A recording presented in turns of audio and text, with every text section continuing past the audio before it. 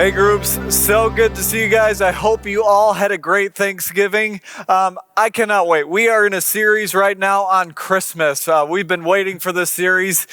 Even throughout this whole year, we have been looking at wisdom. We've walked through the wisdom books. A lot of our group's questions have been about wisdom, how to find it, who to look for in wisdom, and what advice looks like through wisdom. And we are ending this series on the wise men, the perspective of the Christmas story from the wise men and the journey that it takes to get there. This past week, Eric spoke about the gifts. We're going to be looking closer at the gifts throughout this series. But we get to start today on groups questions. So kids, if you are in the room, your leaders are going to walk you through the questions that are on that paper. So leaders, go ahead and do that now. And then adults, we're going to jump right into the content.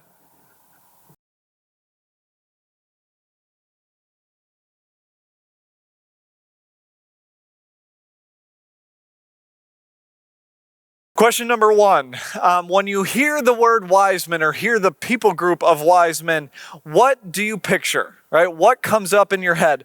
And then what do you know about who these people are?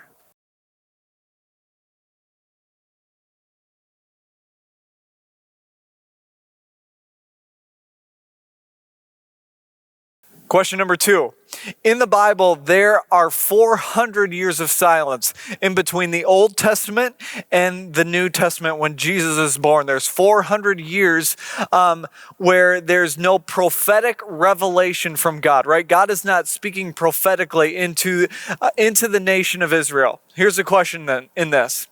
Have you ever experienced a time in your life where you felt like God was silent? How did that feel? And how did you respond and make decisions in that season? The second half of that question is this. What have been prayers that you feel like God has maybe been quiet on, that he's maybe been silent on?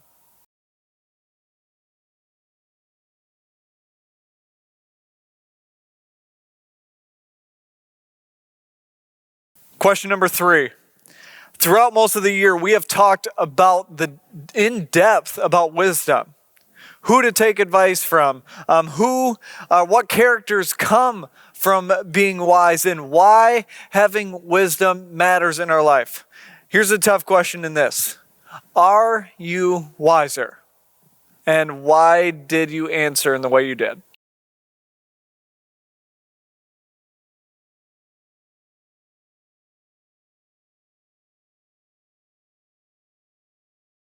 James 1 verse 22 and 23 says this, do not merely listen to the word and so deceive yourselves.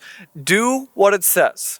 Anyone who listens to the word but does not do what it says is like someone who looks at their face in a mirror and after looking at himself goes away and immediately forgets what he looks like. But whoever looks intently into the perfect law that gives freedom. So that perfect law is God's law, that perfect law that gives freedom, and continues in it, not forgetting what they have heard, but doing it, right? That's specific, but doing it. They will be blessed in what they do. Here's the question in this. Apply wisdom to these words that James speaks of. Right, looking at the mirror, using that wisdom that we now know about, but we actually have to do something with it. What have you learned over the course of the last year about wisdom? And what does it mean to actually apply that to your life? And this is the second half of the question in this. Remember Pastor Eric's words from this weekend. Hearing is often difficult and different than doing. Is there something in your life that is different today because of the time you took to seek wisdom in it? Share in detail what this has taught you.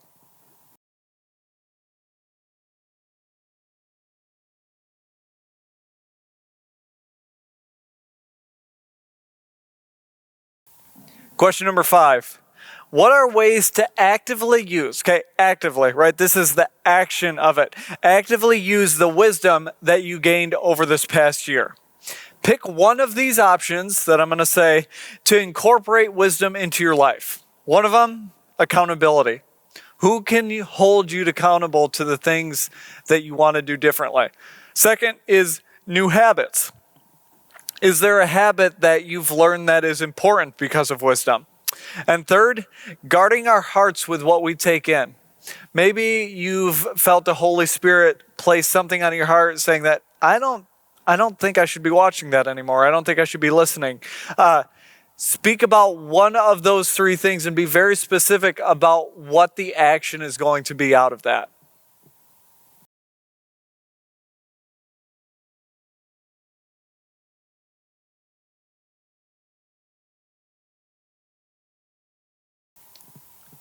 Question number 6. And as we always end, I want you to always end in prayer and this last question. What's your takeaway? What are you doing out of this week that you want to do different in the next coming week when you go back to work, when you go back to school, or back to your homes? What is the transformation? What's the life change that's going to happen? I'm so excited for this Christmas series with you guys. We've got 2 more weeks after this before Christmas, and so excited to celebrate Christmas with you guys.